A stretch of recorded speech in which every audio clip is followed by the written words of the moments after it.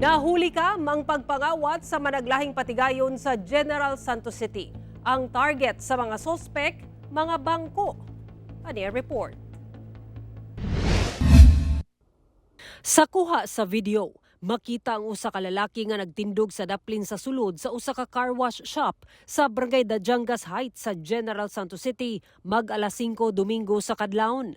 Taod-taod, hinay-hinay kining milakaw padulong sa lugar nga dunay bangko ug lamisa. Naniid pa kini sa palibot dayon gihakwat ang naka-file nga bangko. Makita sab sa laing anggulo sa CCTV ang paglabay sa sospek nga gihakwat ang bangko apan iya kining gibutang.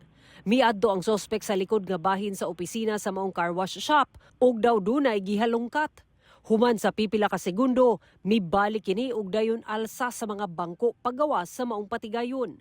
Sumala sa tag-iya, wala sila kaila sa maong sospek. Tulo ka bangko ang nakuha sa sospek nga nagkantidad og kapin 1,000 pesos. Subay sa social media post sa tag-iya, pasiaw pa kining nanawagan kung kinsa ang nakaila sa maong sospek nga basin gusto niyang balikan ang nabilin nga lamisa. Samtang sa barangay Lagaw sa Jensan gihapon, wala gipalampas sa usa ka lalaki ang bangko nga nakapatong sa lamisa sa gawa sa tindahan. Gani makita sa video ang paglabay sa sakyanan sa sospek sa maong tindahan. Mibalik ang sakyanan ug makita na lang ang usa ka lalaki nga gikuha ang bangko dayon sibat. Sumala sa tag-iya sa tindahan, ang maong bangko kapin 30 ka tuig na sa ilaha nga gama sa stainless. Ang mga nahitabong pagpangawat gidangup na sa barangay.